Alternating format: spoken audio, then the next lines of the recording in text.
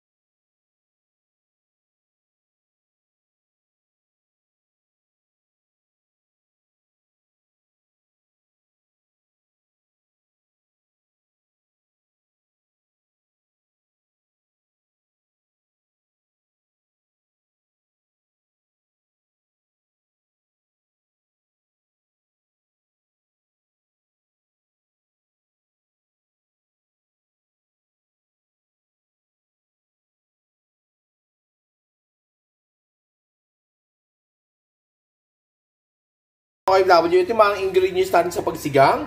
Sitaw, tapos itong kangkong, okra at talong, sibuyas, at saka luya. So, at saka sinigang sa sampalok. Okay?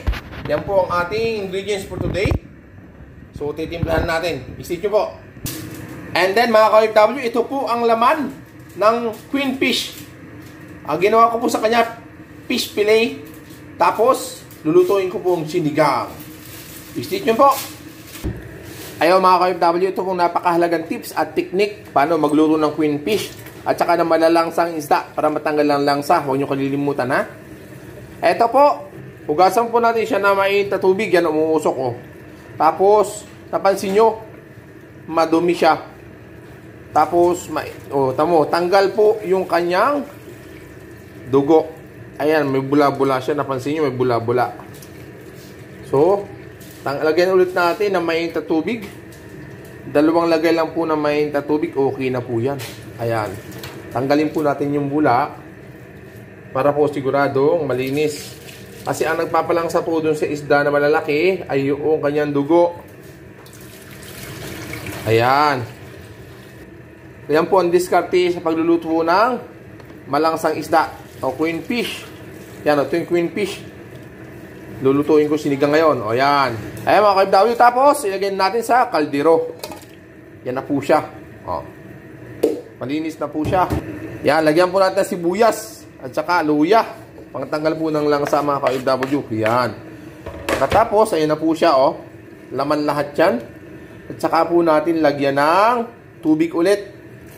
Yan, yung tubig na yan po, yan ang lulutuin na po natin yan. Yung tubig na yan ay lulutuin na natin. Pwede na po lutuin yan. Yan yung pinakampang sabaw natin. Ganyan po ako magluto ng medyo malangsang isda. Para matanggal po yung langsa niya.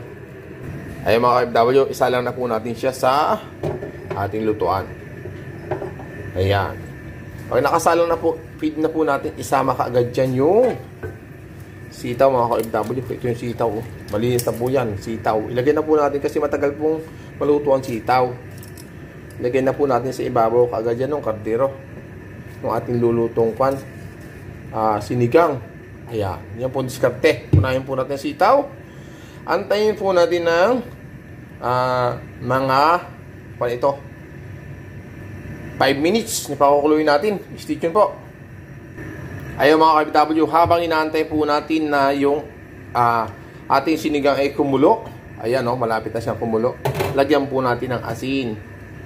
Yan, asinan na natin kaagad. Konti lang po. Yung tama lang. Yan o, ganyan lang po ako mag-asin. Konti lang po yan.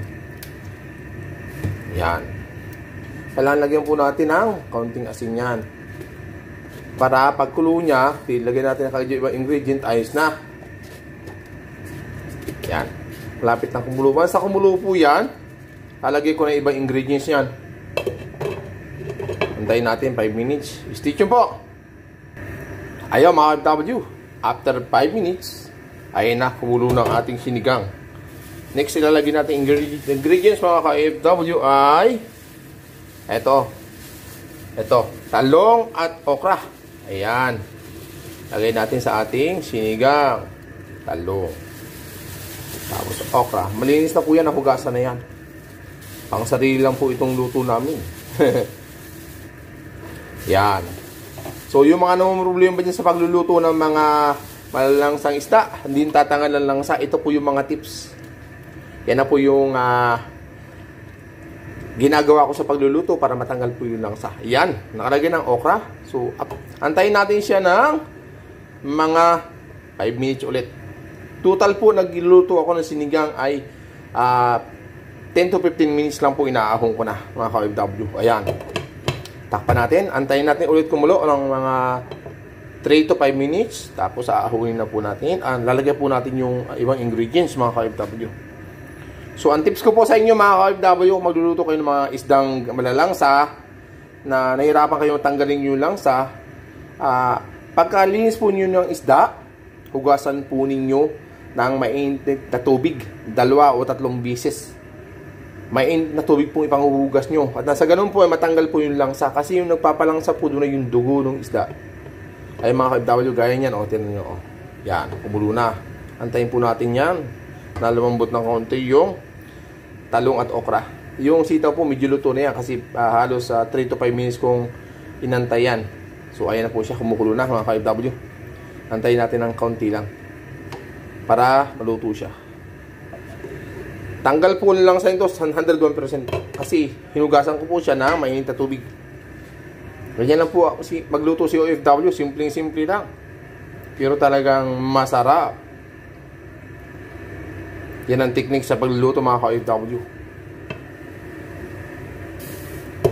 So at habang nagluluto tayo, special shoutout po tayo. Mega love shoutout kay Benji TV Official. Mega love shoutout kay Angler Disfi. Mega love shoutout po kay Angler Jonathan. Mega love shoutout kay OFW Live Fujiko. Mega love shoutout kay Ryan Fishing Adventure. Mega love shoutout kay Olabard. Mega love shoutout sa inyong lahat, sa lahat ng supporter ko. Mega love shoutout din kay John B. Mega love shoutout kay Troy Fishing TV. Mega love shoutout kay John Evo Official. Mega love shoutout sir. Mega love shoutout kay Sub PH. Mega love shoutout sa iyo sir. Sub PH, mega love shoutout. Mega love shoutout kay Fishing Israel TV. Mega love shoutout sa iyo sir. Mega love shoutout kay Sir Vinny. Mega love shoutout si Wade. So, ayan po mga ka-FW. After 5 minutes, luto na po ang okra. Luto na po ang talong. Ngayon, ilalagay na po natin ang lalagyan natin po ito ng asim mga ka-FW. Asim. Lagyan natin ng asim. Ito. Kahit ano pong sinigang sa sampalok, wala pong problema yan. Kahit anong klase.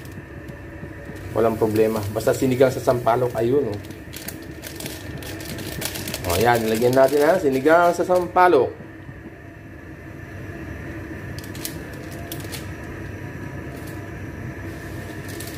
Ayan o. Kumukulo na siya. Kulang. Dadagan natin ng konti. Stitch yun po. Ayan. Dadagan po natin ng konting asim para mas masarap. Gusto ko kasi yung nalalasahan ko yung asim talaga para masarap po yung sinigang.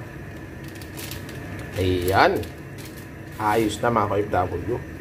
Malapit na maluto ang sinigang natin. So, takpan natin. Tapos maya-maya, titikman natin.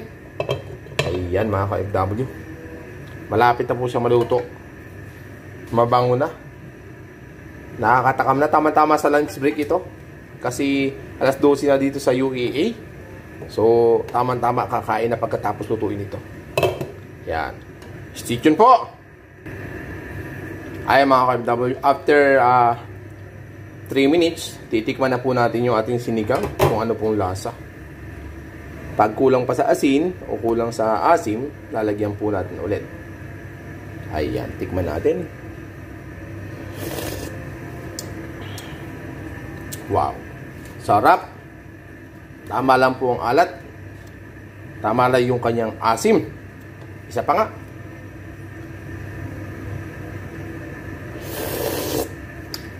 Wow. Sarap. Ayos na. Pwede na mga ka-OFW. Ilalagay natin ngayon itong huli nating ingredients. Kangkong mga ka-OFW. Kangkong. Ayan, kangkong. O ayan. O yung mga angler dyan, ito na ang ingredients at technique para matanggal yung lansa ng inyong pagsigang. So ayan na po, luto na po yan mga ka-OFW. Antayin natin siya ng 2 to 3 minutes. Aahonin natin po yung ating sinigang at pwede na tayong kumain. Ayan, antayin po natin ng 3 minutes. Madaling na lang po yan. 3 minutes, napakadali na yan. So stay tuned. Ayan mga ka-OFW, after 3 minutes, jaran. Ito na po ang sinigang na queen fish. Tikman natin, final test kung anong lasa. Tapos aahunin na po natin. Yung isda ay titingnan natin. Ayan, lutong-luto na isda. Tikman natin ulit para final nito. Wow! Perfect! Grabe mga ka-OFW, ang sarap. So ahunin na po natin. Sasandukin natin. Stay tuned. Ayaw mga ka-OFW, aahoyin natin. Sasandukin natin ang sinigang na queen fish. Eto na po siya. Wow, umuusok-usok. Grabe oh. Woo, sarap. Eto na mga ka-OFW. Oh, atay. Sarap. Ito yung kanyang bihod.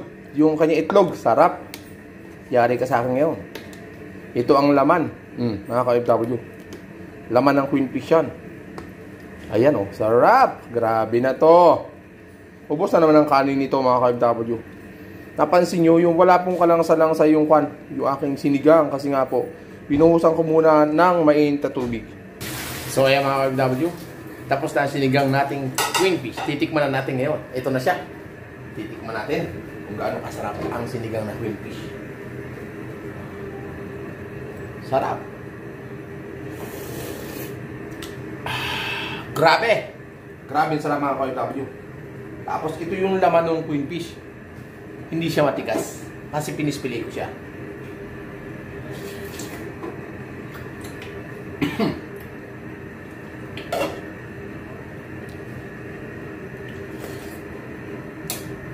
Wow! Grabe sarap. So mga ka-OFW, that's it for today. If you like my video, please don't forget to subscribe, like, and share, and hit the notification bell para update ka sa lahat ng video ko dito sa UAA. Thank you for watching. God bless you all.